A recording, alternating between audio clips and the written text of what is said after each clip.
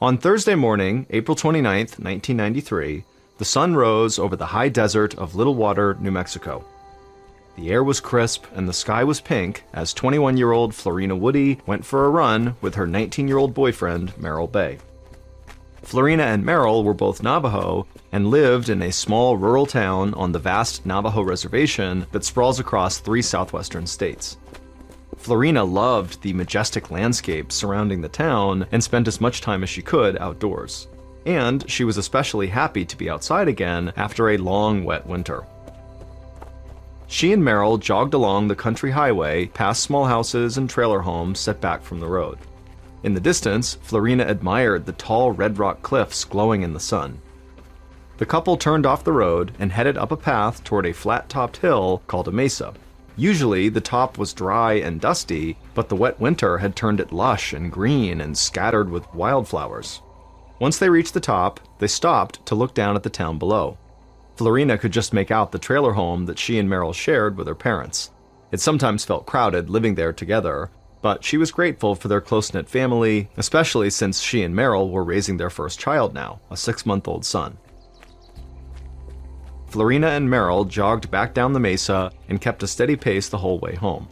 Merrill had recently started competing in local races and was always trying to strengthen his endurance. As for Florina, she had reasons to challenge herself too. She'd originally taken up running to offset her asthma, which had gotten better lately. Once they got home, Florina went inside their trailer, she showered, and then she went to relax on the couch. But when she sat down, she noticed her neck and back muscles were aching more than usual. She asked Merrill for a massage, but her muscles still felt sore afterwards.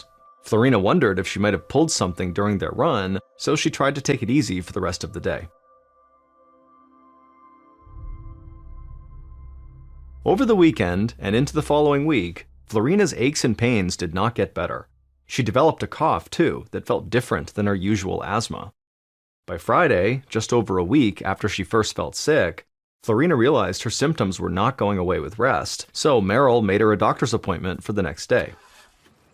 On Saturday, May 8th, while Merrill watched the baby, Florina's parents drove her to Crown Point Healthcare Facility, which was located about an hour and a half south and east of their town. It was a commute Florina knew well, since she'd given birth there. Crown Point was a small rural hospital operated by the Indian Health Service with about 10 doctors. 2 of the doctors were a married couple named Christine Golnick and Thomas Hennessy, who had helped deliver Florina's baby. Florina's parents parked close to the entrance and walked with her into the lobby.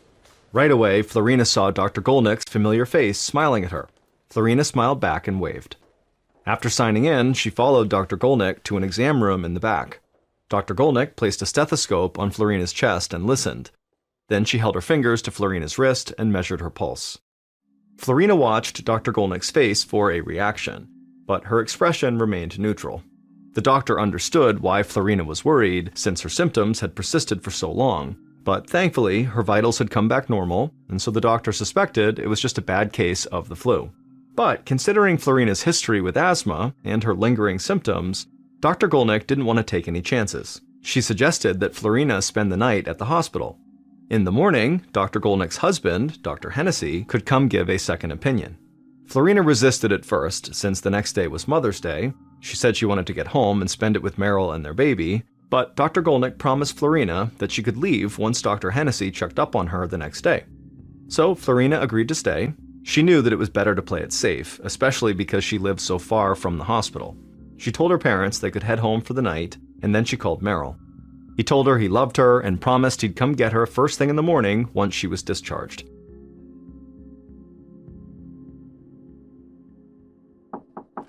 The next morning, Florina woke to a knock at the door. It was Dr. Hennessy, and Florina was glad to see him, because now she was feeling worse and she was struggling to catch her breath. Dr. Hennessy listened to her lungs with a stethoscope and frowned. He told Florina that he wanted to take a chest x-ray to get a better look at her lungs. Unfortunately, that meant Florina would have to stay at the hospital a bit longer. Florina was disappointed, but she was also relieved that Dr. Hennessy seemed to be treating her symptoms so seriously. Whatever was going on with her felt much worse than the usual breathing issues she experienced from her asthma, and she was starting to get scared. A few minutes later, a technician wheeled in a mobile x-ray unit and scanned Florina's upper body. While she waited for the results, a nurse brought Florina a phone so she could call Meryl. And when Meryl answered, he told Florina that their baby was napping and they'd just celebrate Mother's Day when she got home that night. Hearing Meryl's voice calmed her down, but Florina still felt helpless and lonely. This was not how she envisioned her first Mother's Day going. A little over an hour later, the X-ray technician brought Florina's test results to Dr. Hennessy. The image showed Florina's lungs all whited out, which meant they were full of fluid. Dr. Hennessy was shocked by what he saw, and he ran to Florina's room. He found her lying there with her eyes half closed and her mouth ringed with a dry white liquid. She was desperately struggling to breathe. Dr. Hennessy couldn't believe it. For a patient this young and athletic to go from healthy to near respiratory failure in 24 hours was unheard of. The doctor immediately called for a helicopter to fly Florina to the University of New Mexico Hospital in Albuquerque, which had a much better equipped intensive care unit. But until the helicopter arrived, Dr. Hennessy had to try everything possible to stabilize her condition. He fitted Florina with an oxygen mask to pump air into her lungs, but within a few moments, she coughed up bloody pink froth. Dr. Hennessy's face turned ashen as he realized what was happening. Florina's lungs were so congested, the extra oxygen was not doing anything. And there was another urgent problem. Florina's blood pressure was dropping rapidly. Dr. Hennessy shouted for a nurse to give Florina IV fluids, and as the medicine entered Florina's body, Dr. Hennessy's eyes shot over to the monitors tracking her vitals. They were still extremely weak. Florina's body just wasn't getting enough oxygen, and her organs were starting to shut down. Getting Florina to breathe was now a matter of life and death. The doctor quickly snapped on a pair of fresh gloves, he grabbed a scalpel from an operating tray, and then took a deep breath to steady himself. And then, when Dr. Hennessy was ready, he carefully cut an incision into Florina's throat and inserted a breathing tube directly into Florina's airway. He heard Florina's heart rate monitor beep rapidly for a few moments, and then it went flat. Florina had gone into cardiac arrest. Dr. Hennessy knew he only had a few seconds left to save her life. He started CPR while the nurse grabbed the defibrillator. Once it was charged, the doctor grabbed the paddles and pressed them to Florina's chest, and then the machine released a bolt of electricity into her body. Florina's heart rate monitor stayed flat, so Dr. Hennessy recharged the defibrillator and sent another shock through Florina's body. Just then, a nurse ran in and told the doctor that the helicopter had just arrived. But by this point, Dr. Hennessy just shook his head. It was too late. Florina was dead.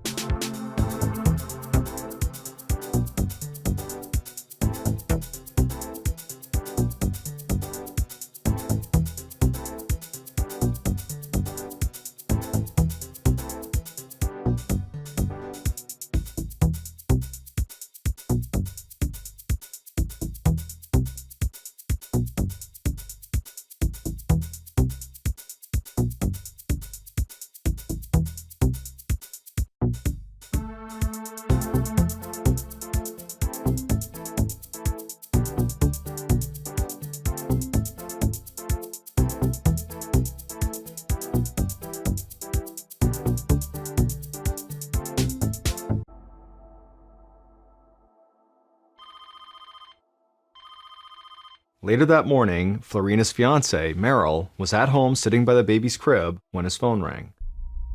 He recognized the voice on the other end as one of the doctors from Crown Point Hospital, but the words he was hearing, he just couldn't compute. Something had gone terribly wrong, Florina had died, and no one really knew why. Doctors were running tests, but they had never seen anything like it before. Meryl crumpled to the floor. When he'd kissed Florina goodbye less than 24 hours ago, she'd been a bit under the weather, but it didn't seem serious. He didn't understand how this could have happened. Meryl took a moment to gather himself, then he walked into the kitchen where Florina's parents were having their morning coffee. He tried to tell them what had happened, but the words got stuck in his throat. Then he just closed his eyes, let out a deep breath, and blurted out, "Florina is dead." Florina's parents stared at him blankly. Her mother asked him what he was talking about.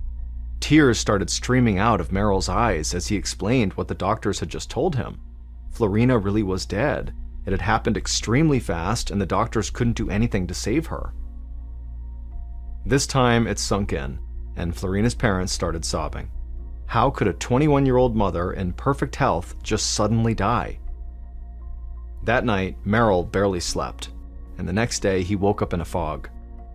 Food tasted like nothing. He fed and changed the baby, but it felt mechanical. Everything reminded him of Florina.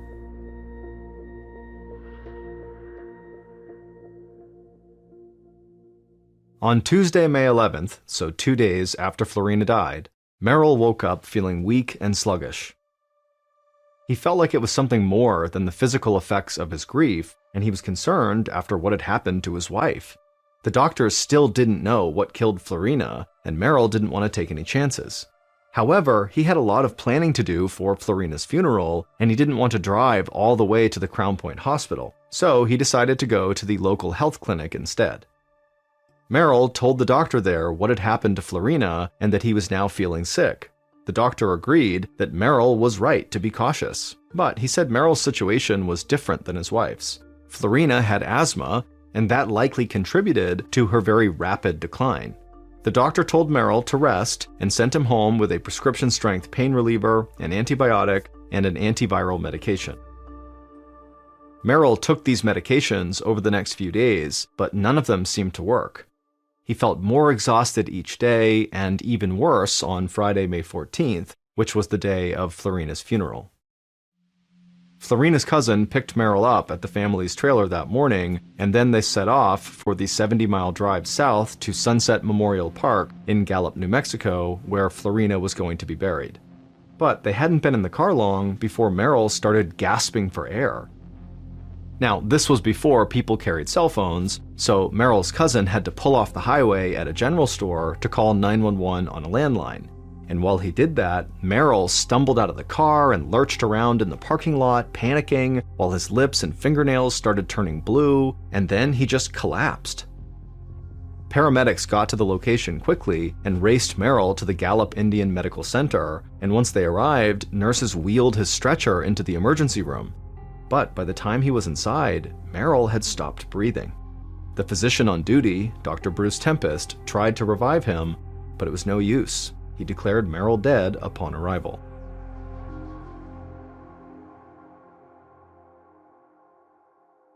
Later that day, Dr. Tempest sat slumped in a chair, feeling defeated. He had worked at Gallup Indian Medical Center for 23 years and was widely considered an expert at internal medicine. He'd even been awarded the Indian Health Service Clinician of the Year in 1983.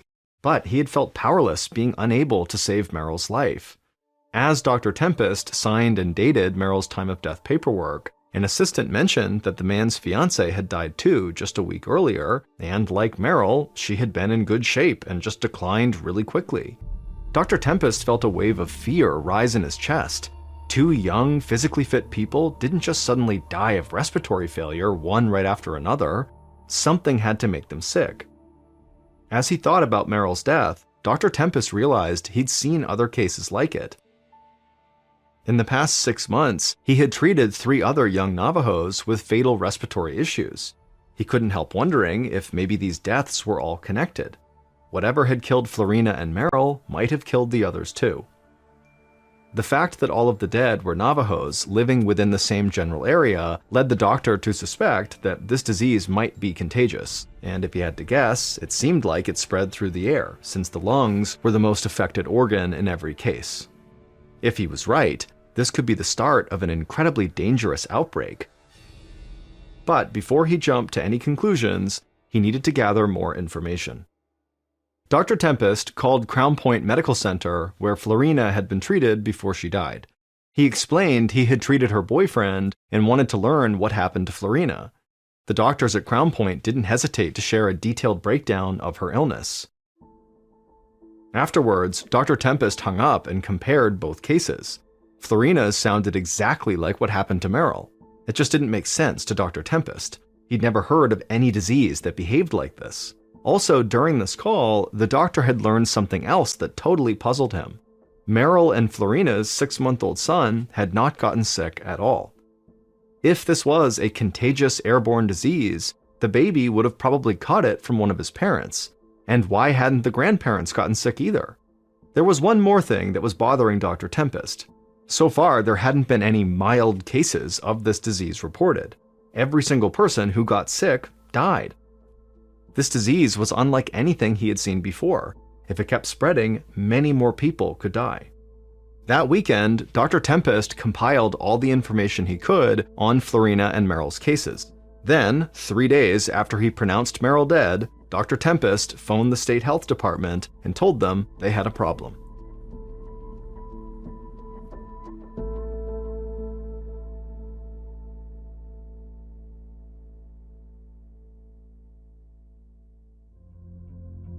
"11 days later, Dr. Jeffrey Dutchin was wrapping up his work at the Centers for Disease Control in Atlanta, Georgia, where he investigated dangerous outbreaks of disease. He was still in training at the CDC, and the work was demanding. Now he was looking forward to spending the long Memorial Day weekend with his family. But as he was getting ready to leave, there was a knock on his door. It was Dr. Dutchin's boss, and he had a critical job for him. Something troubling was happening on the Navajo reservation. Young, healthy people were dying, and no one knew why. 6 people had already died from this mystery illness, and 4 others had been hospitalized. The CDC was sending out a team early tomorrow morning, and his boss wanted Dr. Dutchin to be a part of it. Dr. Dutchin immediately switched gears and started putting documents in his briefcase. It didn't matter that he had plans with his family. This was urgent. That night, Dr. Dutchin met with the team that was being sent to the Navajo reservation to go over their plan. Once the meeting ended, he was handed a doctor's bag and opened it up to look at the equipment. Along with the regular tools of his trade, he was surprised to find something completely unexpected: a gas mask. Dr. Dutchin knew that it was too early to know what they were up against, but the signs were not good. The next day, Dr. Dutchin and 2 other colleagues from the CDC landed in New Mexico and went straight to an emergency conference of over 30 public health officials. Huge whiteboards lined every wall of the conference room, scribbled with the names of possible germs and toxins, everything from herpes to heavy metals to pesticides and plagues. The mood was frantic. Dr. Dutchin was overwhelmed by all the theories and potential diseases being proposed. Each theory was discussed and dissected. The more possibilities they ruled out, the more worried Dutchin felt. It meant that the cause of death was either something so rare there were very few experts on it, or it was something entirely new. And the longer researchers took to find answers, the more people could die. In fact, on the same day the conference started, a seemingly healthy teenage Navajo girl had collapsed at a school dance at a state park. She died a few hours later. Her death was a stark reminder that the clock was ticking. There was only so much the gathered scientists could accomplish by looking at whiteboards in a conference room. They needed more data. Dr. Dutchin and his colleagues decided to survey some local residents and gather blood samples from anyone who was willing to participate. 2 days after the CDC team arrived, the president of the Navajo Nation, Peterson Za, looked out the window of his office in Window Rock, Arizona. The whole Four Corners area, where Arizona, New Mexico, Utah, and Colorado meet, and where the Navajo live, had turned into a media circus. News vans were crammed into every available space of the parking lot below. Za's phone was ringing non-stop with calls from journalists, health officials, and locals asking for information on this mystery disease. Za had nothing to tell any of them, but he hoped that would change soon. The Navajo leader was not participating in the CDC's big conference, although he was keeping tabs on their progress. He'd barely slept over the weekend because he was anxiously waiting for any updates. But from what he'd seen so far, he thought the CDC's investigation and the media attention it brought had not been much help. Za's people were terrified, and the outsiders' ignorance of Navajo customs was adding to their panic. Newspapers were printing the names of the deceased right away, even though Navajo tradition forbade their names from being spoken or written for 4 days after they died. This was causing a lot of pain and confusion for the Navajo people. They believed this would prevent the spirit of the dead from properly transitioning to the afterlife.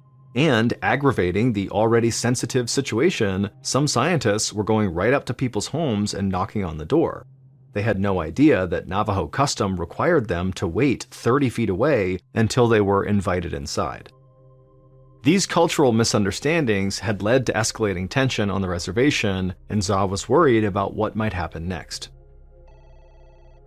Just then, the phone rang again. It was a Navajo woman from the reservation claiming that some medical researchers were bothering her family. Za assured her he would be right there to handle the situation. Za hung up, then headed outside.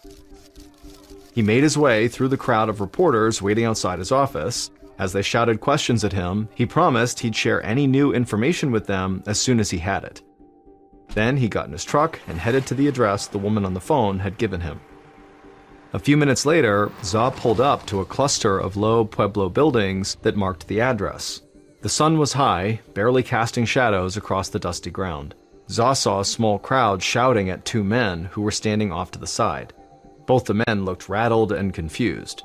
Za assumed they were the scientists that the woman had called him about. The situation looked heated, and he sensed it was about to get out of control. Za got out of his truck and recognized the woman who'd called him, and when she saw him, she ran over to him and explained what was going on. The two scientists had knocked on her door, asking if her family would be willing to donate blood for testing. Za shook his head in disgust. Now he understood why the crowd was so upset. He wove his way through them and walked up to the two scientists. Everyone grew silent as Za introduced himself and explained that the researchers had deeply violated Navajo custom. The scientists' unannounced arrival at the woman's house was considered trespassing by the Navajo people, but even more offensive was their request for a blood sample. The Navajo believe that blood is spiritually attached to the body, and giving a blood sample is seen as a grave violation of privacy. These scientists' ignorance of this cultural belief was an insult to this woman. The scientists' faces turned red, and they apologized profusely. They said they were there on official business researching the outbreak and did not mean to offend anyone. Za cautioned them to be more careful. He wanted to stop this outbreak as much as they did, but if the scientists could not get people to trust them, then they certainly would never learn what caused this disease. The scientists apologized again and packed up to leave. Za calmed the crowd and told the woman to call if any other strange people came around. He had a feeling that there was more trouble to come.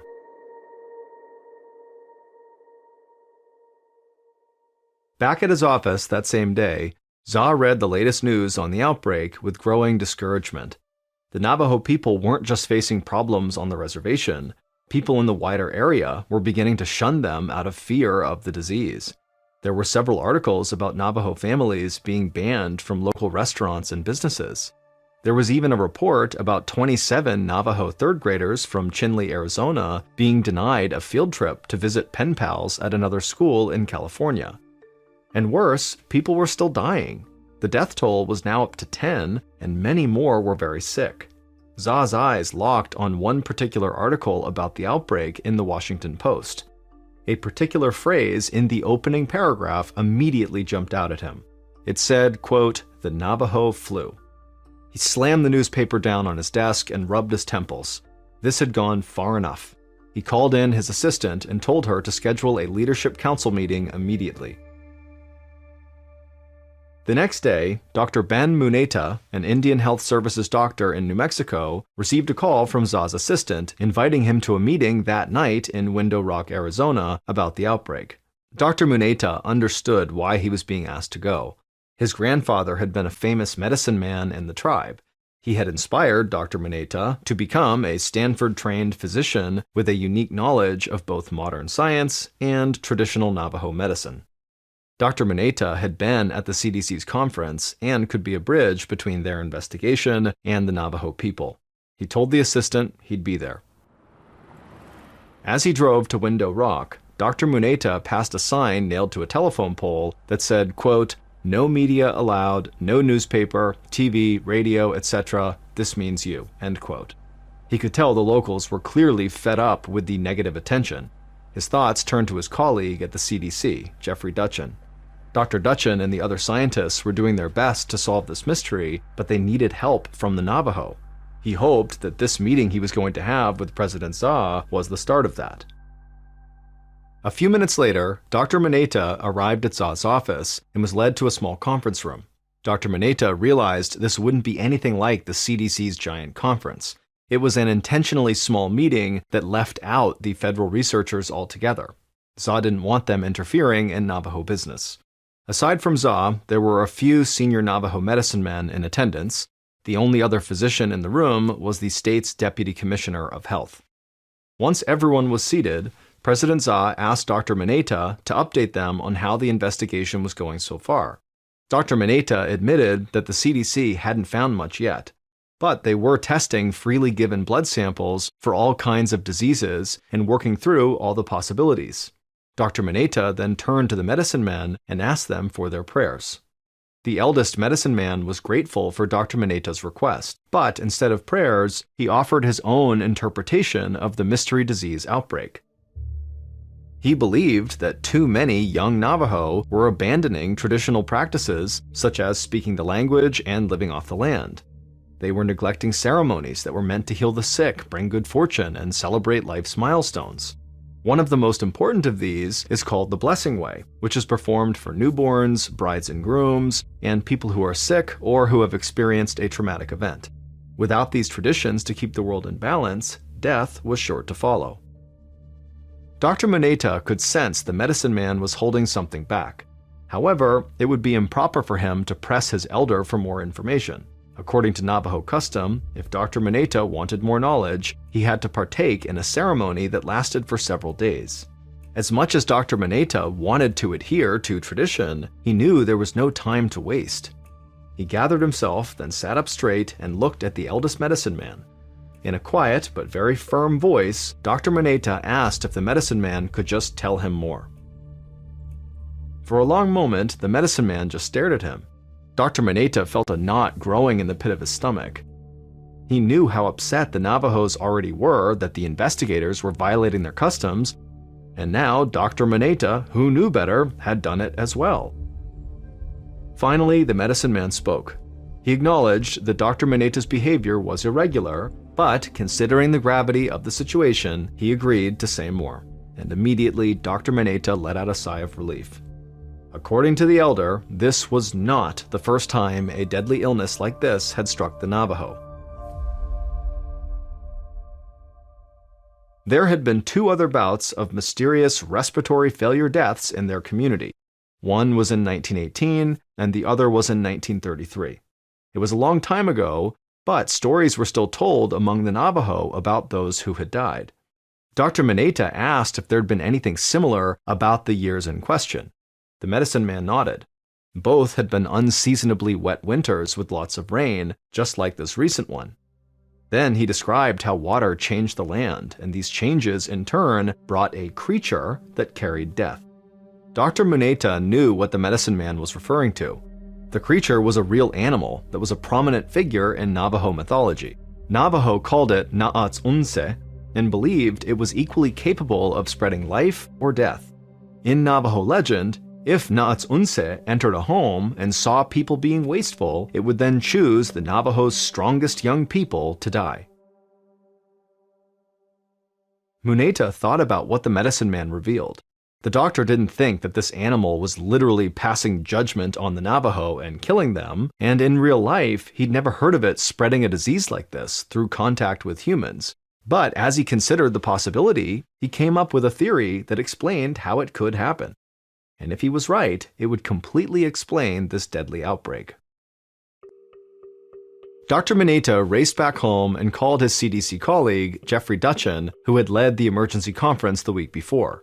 Dutchin was relieved to hear that the disease was not completely new, but he was confused when Dr. Mineta explained that the outbreak was related to the rain. This land had experienced every type of weather over time. Rain was not unusual, but this disease was.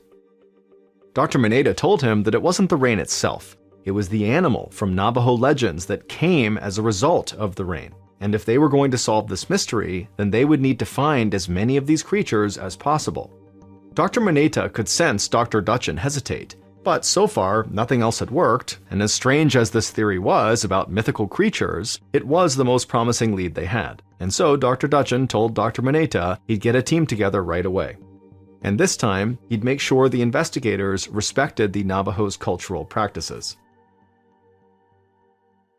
3 days later, Dr. Dutchin walked out of his hotel a few miles south of the Navajo reservation.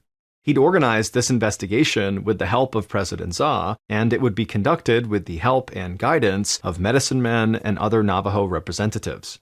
Dr. Dutchin scanned the parking lot and spotted 4 men gathered around a couple of beat-up trucks. Dr. Dutchin smiled and headed over to them. They were the CDC experts sent to trap the animals that Dr. Mineta had told him about. Another car pulled up next to them, and a stocky Navajo man climbed out. He was an environmental health expert sent by President Za to help with the investigation. He clapped Dr. Dutchin on the back and promised he'd help them find what they were looking for. Dr. Dutchin felt a surge of hope. Thanks to the Navajos, he believed they knew what was making people sick. Now they'd be able to track down that creature that was spreading disease around the area, and hopefully they could figure out how to treat the illness before it killed anyone else. They all piled into a truck and headed for the Navajo reservation. The next day, Dr. Dutchin stood in the middle of the desert. He was dressed in full biohazard gear, a silver suit, airtight helmet, and heavy boots and gloves. He looked across the desert landscape at the other members of his team. They were all dressed in the same protective gear. To outside observers, they might have all looked like astronauts from a movie set. But the work they were doing was very real, and if they weren't careful, it could be very dangerous. Dr. Dutchin was standing above a trap he'd set the day before. Before he checked it, he made sure the wind was blowing away from him to avoid inhaling any harmful particles. If he caught an infected animal, he could be at serious risk for picking up this disease. Once Dr. Dutchin was certain that he was safe, he cautiously bent down and examined the trap. Through the thick material of his helmet, he could hear a faint sound coming from inside, the sounds of a trapped animal. He looked over to his colleagues, who were also examining their traps. Dr. Dutchin hoped that at least one of them had caught what they were looking for. Over the next few days, Dr. Dutchin and his team caught all sorts of animals. They carefully took samples and sent them off to the CDC in Atlanta for analysis. On June 16th, 4 days after the specimens arrived in Atlanta, Dr. Dutchin got his confirmation. The disease afflicting the Navajo wasn't entirely new. It was called a hantavirus. But this strain of hantavirus was entirely unique. The CDC had not been able to identify it earlier because it typically attacks the kidneys, while this particular strain affected people's lungs. But thanks to the tip from the Navajo's medicine men, the CDC scientists knew what was spreading the disease. It was the creature known as the Naats Unse. When Dr. Mineta met with President Za and the medicine men, they told him how this real-life animal played a prominent role in the Navajo's origin myth. According to Navajo legend, the creature is responsible for spreading the seeds of life across the world. However, it can also be dangerous, and its breath can be fatal. This animal is incredibly common in North America, but the Navajo fear it so intensely they burn their clothes if it even touches them. Individually, this animal is not a huge threat, because each one doesn't carry enough of the hantavirus to endanger anyone. But if there's enough of them, they can spread disease like wildfire. In that winter, the heavy rains in the Four Corners area created a concentrated population of the animal that had only occurred twice before, in 1918 and in 1933. In all 3 instances, the heavy rains had led to more plants and vegetation. This in turn fed the creature and allowed them to multiply. The creature then infiltrated the homes of Navajo people like Florina Woody and Merrill Bay, leaving traces of the hantavirus everywhere they went. The creature that was responsible for spreading this disease was the humble deer mouse. And a hantavirus is a family of viruses spread mainly by rodents. And that spring, deer mice had been all over the Navajo reservation and surrounding area. They crept into homes, they nested in sheds, barns, and storage units. No matter how many holes were plugged or traps were laid, there were just too many of them to stop. And wherever they went, they left their droppings, which carried the deadly virus. When people like Florina and Merrill tried to clean those areas, they came into direct contact with the droppings, and the virus entered their bodies in high enough concentrations to infect them. But now that the CDC knew what was behind the outbreak, local officials could reduce the danger. After the deer mouse was identified as the culprit, public health advisories urged people to avoid rodents and told them how to make it harder for them to enter their homes. And while that didn't eliminate the danger entirely, it reduced it enough to help the outbreak end by the middle of August, almost 3 months after Florina Woody died. All told, 24 people in the Four Corners area were infected with this previously unknown virus. Tragically, half of them died. But thanks to the cooperation between the CDC and the Navajo people, the damage was limited, and there have been very few outbreaks since then. In keeping with the Navajo custom of not speaking the names of the dead, the CDC decided to call this North American hantavirus strain Sin Nombre, which means without a name.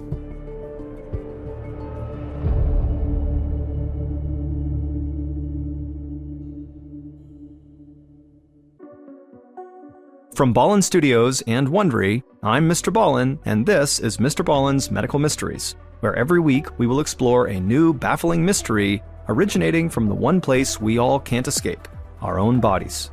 If you enjoyed today's story, please bring a to-go container to the Follow Button's wedding and use it to pack up the entire cake before the bride and groom have any.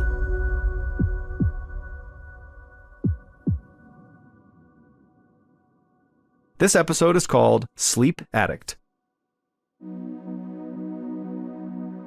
In the fall of 2005, 29-year-old lawyer Anna Sumner leaned her elbows against her large wooden desk and stared at her computer screen. It was hard not to let her mind wander. She could see downtown Atlanta, Georgia, right from her office window. Anna yawned and stretched and then forced her eyelids to stay open. It was already 5 p.m., but she still had an important brief to finish before she could go home. Her attention wandered again, this time to the framed diplomas that hung on her wall. She had an undergraduate degree from Princeton, and she had received her law degree from Duke. She'd studied very hard in school and now had worked her way up the ranks at a very prestigious law firm. She was proud of everything she'd accomplished.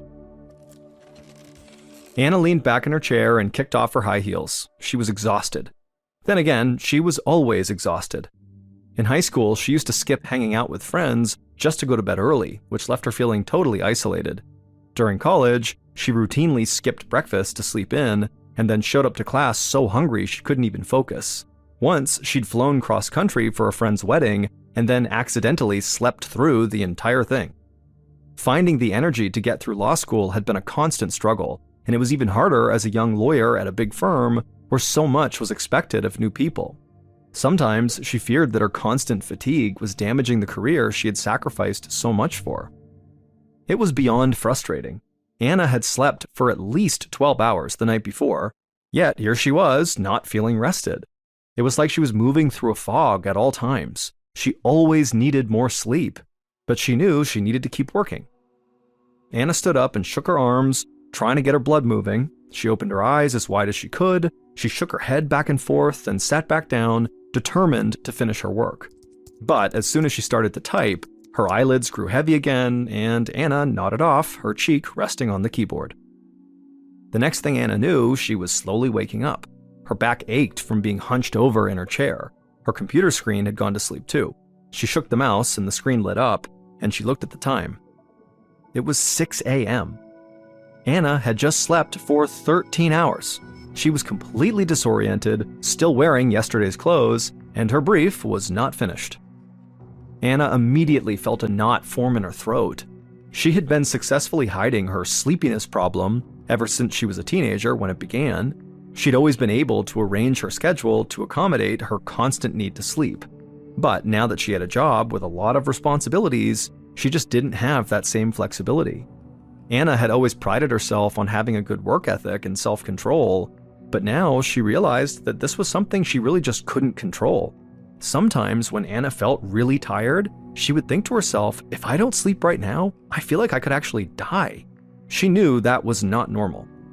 This problem had gone on long enough, and it wasn't going to get better unless she sought out some help.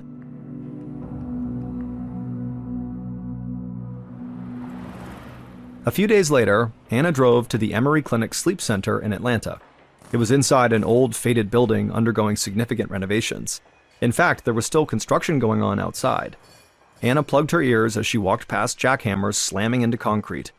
She checked in, and a few moments later, a gray-haired, round-faced doctor walked her back to a large exam room with chairs and a bed. He adjusted his glasses and then introduced himself as Dr. David Rye, the lead neurologist at the clinic. He motioned for Anna to take a seat and asked her about her symptoms. And she told him that she basically craved sleep the same way a drug addict craves a fix. No matter how much she slept, she never felt rested, and the constant exhaustion was totally debilitating.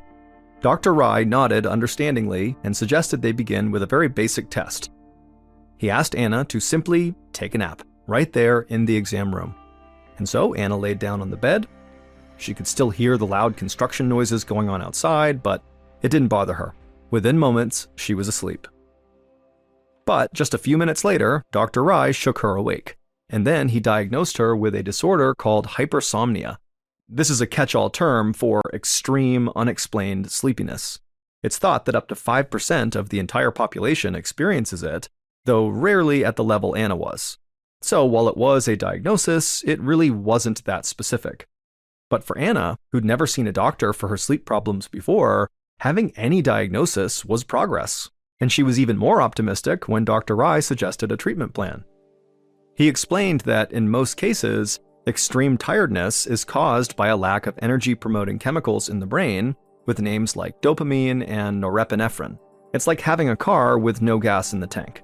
So he prescribed stimulants for Anna. These medications increase the level of these energy-promoting chemicals the same way that caffeine does. For patients like Anna, it can feel like they have a full tank of gas again.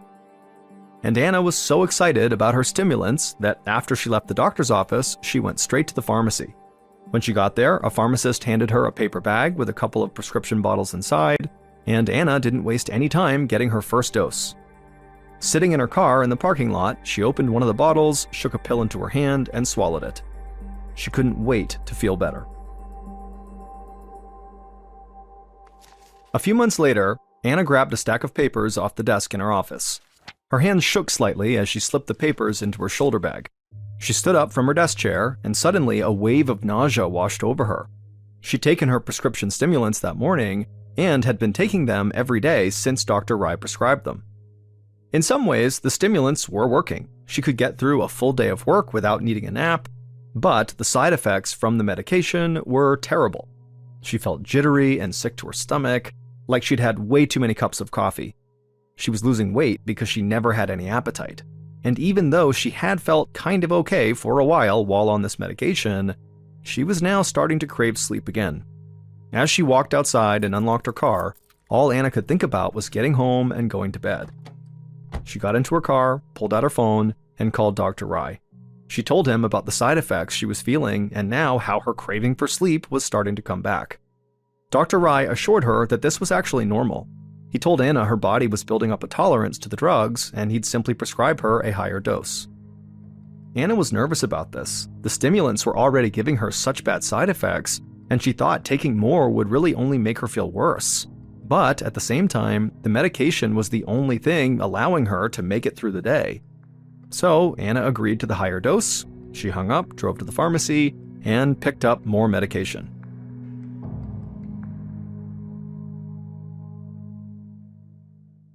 One year later, on a Friday in April of 2007, Anna was wrapping up her work for the week when the phone on her desk rang.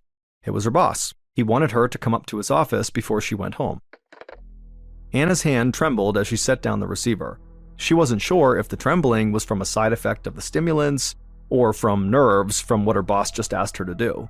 She knew what this conversation was going to be about, and she'd been dreading it for months. Anna had begun missing entire days of work without warning and without explanation. Even though she was constantly taking all of her stimulants, it wasn't uncommon for Anna to still literally sleep days away. Sometimes she'd go to bed and sleep for 20, 25, or even 30 hours straight. It didn't matter how many alarms she set either. Anna slept through all of them, only waking up when her body finally let her. Anna got up from her chair and her legs felt heavy. Even now, with adrenaline coursing through her body, all Anna wanted to do was sleep. It took all her strength to trudge down the hall to her boss's corner office. She knocked on the door, and then, in a somber tone, her boss asked her to come inside. Anna sat down across from his desk and tried to stay composed. She felt angry at her body for betraying her. She'd put in so many years of hard work, and she was sure that it was all about to slip away. But Anna's boss didn't fire her. He reassured Anna that he valued her contributions, but he was really concerned about her health. Though Anna rarely talked about it, her boss was quite aware of her sleep issue, and so he recommended that she take a 6-month leave of absence so she could get to the bottom of it. Anna didn't want to do this. She wanted to keep working, but she knew that taking this leave of absence was probably the right thing to do. If she couldn't be consistently relied on, she wouldn't be helping the firm, her clients, or herself. So she thanked her boss for understanding and promised to do everything she could to get back to work soon. The next afternoon, Anna was lying on her couch at home, trying to make sense of her struggles. She sipped on a cup of coffee and tried to watch TV, but as usual, she couldn't stop herself from nodding off. This time, though, waking up was worse than ever. Her head was pounding and the light coming in through the blinds seemed overwhelmingly bright. She had sharp hunger pangs in her stomach and her joints felt stiff and her muscles were weak and shaky. It took all her effort just to roll onto her side. She saw the TV had shut off and the cup of coffee she'd just been drinking was now totally cold and the cream inside of the coffee was clearly rotten and curdled at the top of the cup. Anna was confused and grabbed her phone on the coffee table and she checked the time and date. And what she saw literally did not seem possible. According to the time, Anna had just slept for 53 hours straight. It had been over 2 days since she'd laid down on the couch, but it felt like, a second had passed. Staring at the date and time on her phone, she felt sick. Her symptoms were really starting to frighten her. How long would she sleep the next time? A week? More? How could she live anything like a normal life if this was what happened to her? She called Dr. Rye's office immediately, and he thankfully had an immediate appointment available. As Anna dragged herself off the couch and walked out to her car, she felt weak and clumsy. Walking was like trying to pull her body through sludge these days. She gingerly lowered herself into the driver's seat and then drove straight to the Emory Clinic Sleep Center.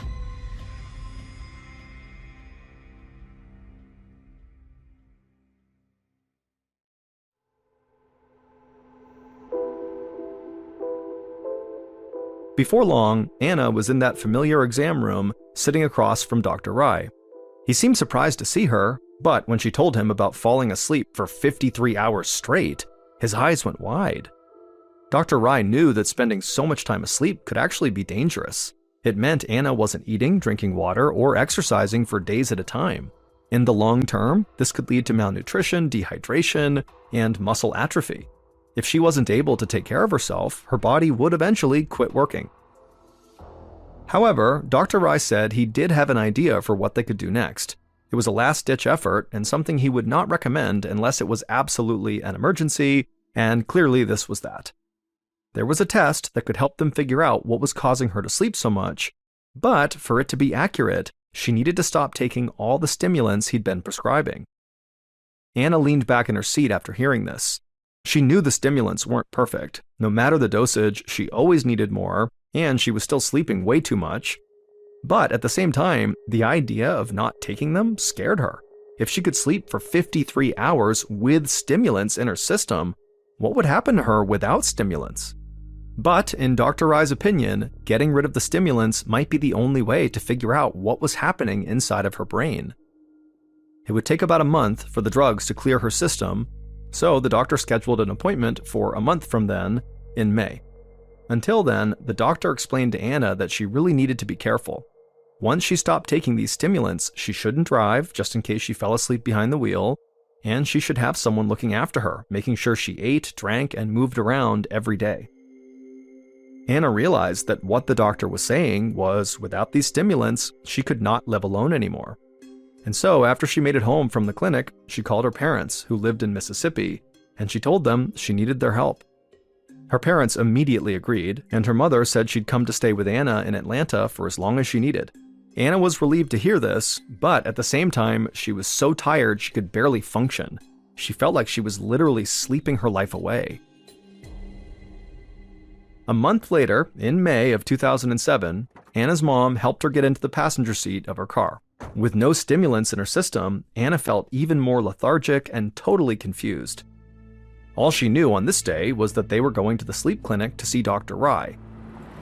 The whole ride, Anna sat with her head leaned against the window, watching trees and buildings blur together as she slipped in and out of consciousness.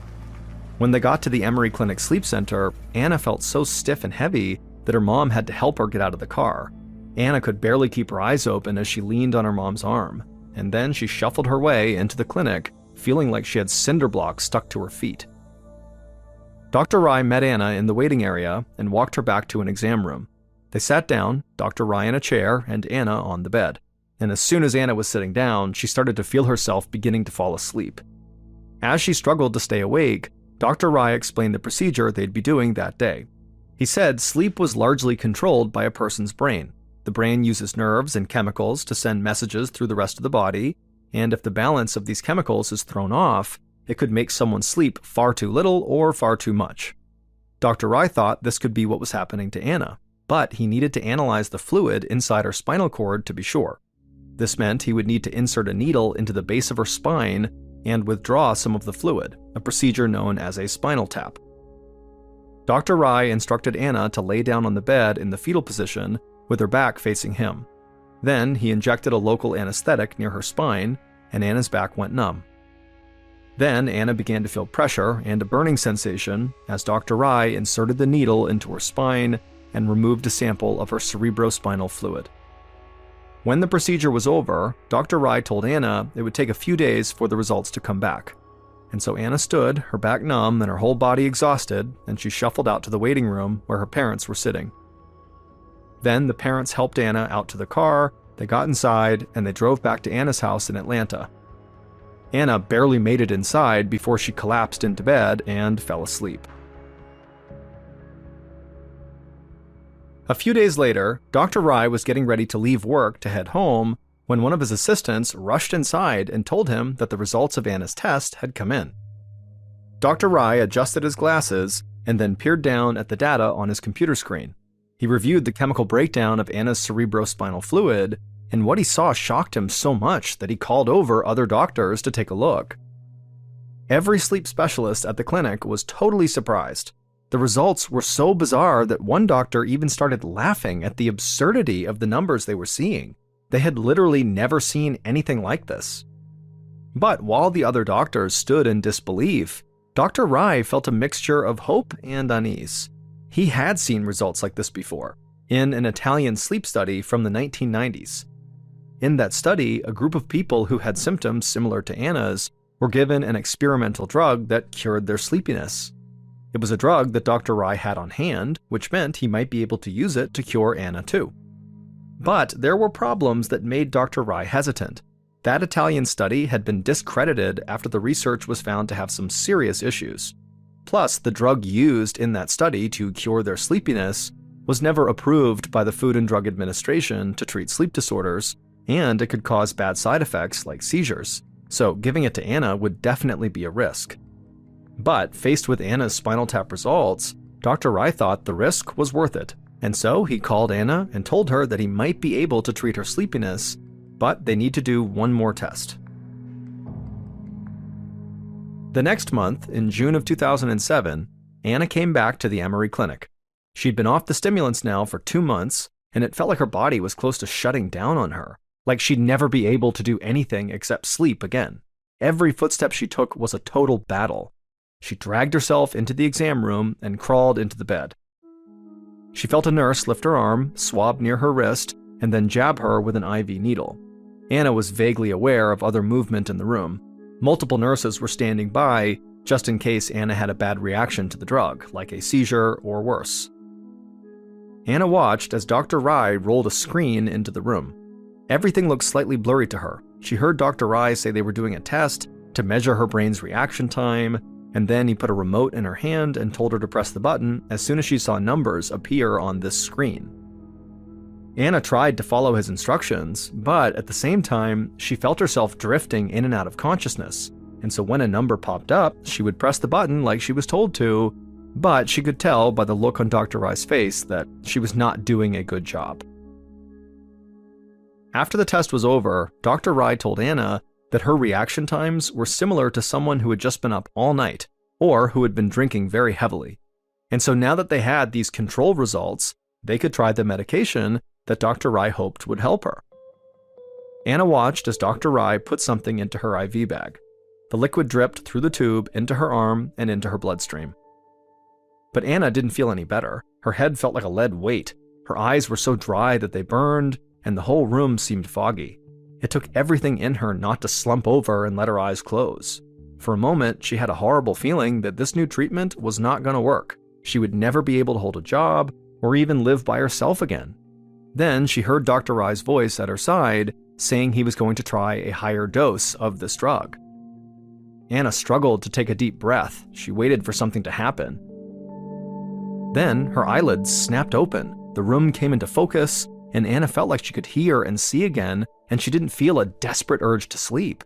Dr. Rai ran the reaction time test again, and Anna didn't have to work to focus on the screen. The reflex test that had seemed impossible before felt very simple now. When they were finished, Anna looked up at Dr. Rai, close to tears, and she told him she felt alive.